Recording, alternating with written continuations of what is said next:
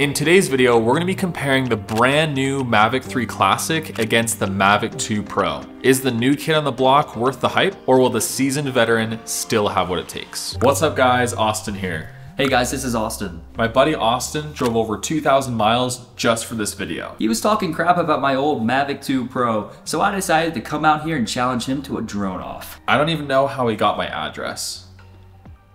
Alright, so now we're here at the Salt Flats to test these drones head to head. And honestly, Austin, I'm surprised your Mavic 2 Pro even made it out of its nursing home. Okay, it's not that old, okay? We're talking 3 years old. It's kind of old. So the DJI Mavic 3 Classic is 895 grams compared to the Mavic 2 Pro's 907 grams. The ascent speed is 8 meters per second versus 5 meters per second. And then the descent is 6 meters per second versus 3 meters per second. I feel like ascent doesn't really matter too much, but descending, we were talking about this. You want your drone to come down quick, you've got low battery, that's a huge change because it's twice as fast on the Mavic 3 Classic. Flight time, 46 minutes compared to 31 minutes.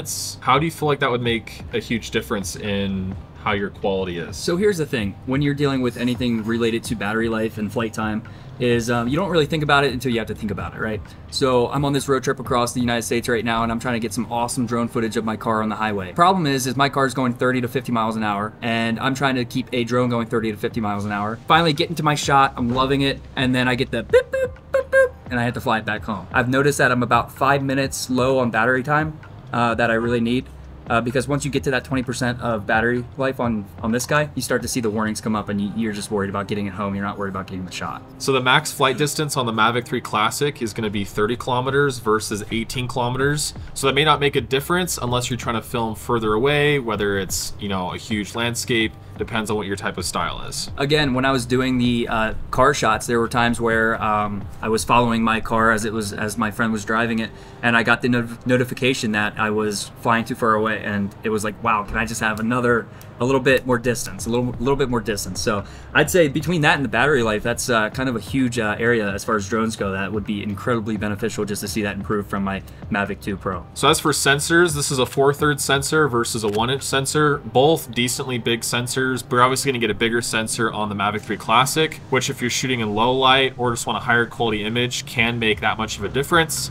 Is it $1,000 difference depending on whether you get a used version or the new version? Just depends on what your budget is. The Hasselblad camera is about a 24mm equivalent versus a 28, and they both shoot in D-Log. So the Classic has a 5.1K resolution, up to 50 frames per second. I don't see any reason why you'd want to film up to 50 frames. I feel like 24 to 30 is plenty for me, especially when you're filming drone footage.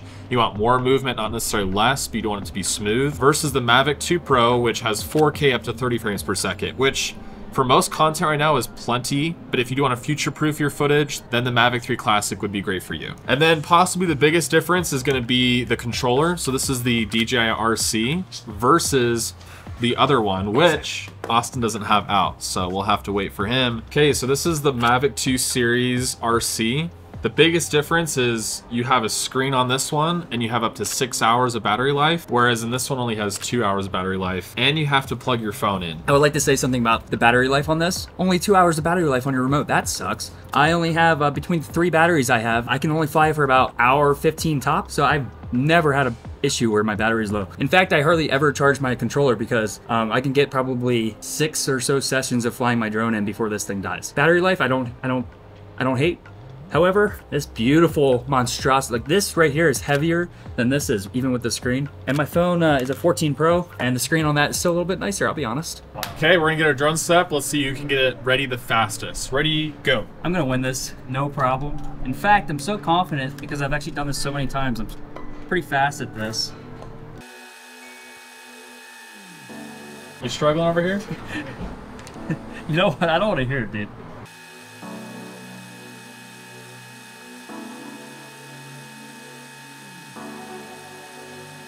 I'm ready to go. How about you? I've been ready for like the last 5 minutes.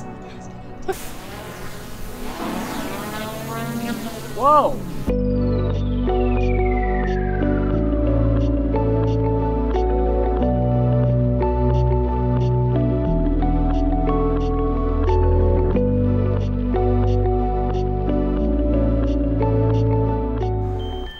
Dude, I'm still flying. Yeah, I gotta bring my guy back in. We need a battery change. How much percentage do you have left on that thing? 48. Yeah, I'm at 20%.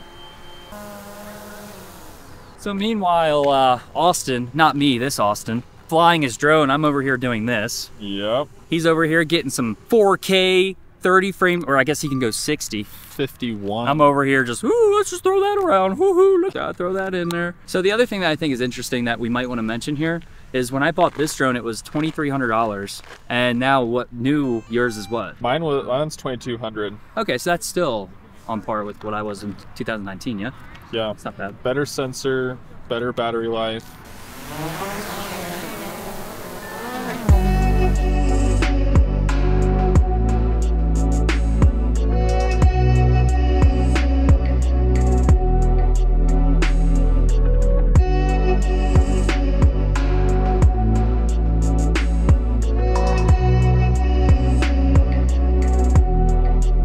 After all that time? Yep. That's the freaking battery? Yeah. Are you serious? Yep. That's your first battery? Yeah. I'm already to like 50% of my second battery. There she is.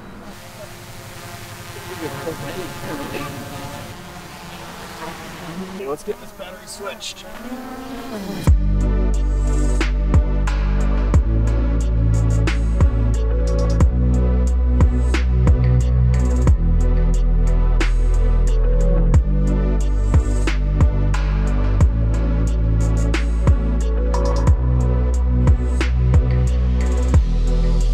All right, guys, so conclusion for our testing. If you want faster ascent or descent, awesome, the Mavic 3 is for you. I don't think that matters too much. When it comes to longer flight time though, as we could see with Austin's drone and my drone, I was up there like twice as long as he was, which is super nice when you're trying to get shots, especially like this one. As the sunset's just coming down, you can't afford to bring your drone back, change out the battery, and then head back out. Sometimes you only have a matter of minutes. Flight distance is super nice because you can fly uninterrupted. Wherever you are, you can push your drone out as far as you need to, depending on the location. I think sensor size is a huge difference, especially in low light. So we're filming right before sunset. I'm gonna have a much sharper image than maybe the other drone would be because it's just gonna be overall more light coming in. Probably the biggest thing is really the RC. So when you have that specific screen, you don't have to have your phone on your remote control. It's gonna make life a lot easier for you. Hopefully you guys enjoyed the video. Comment below which drone you would get, and we'll see you in the next one. All right. Lizzie was my behind the scenes girl today. She's got the drone.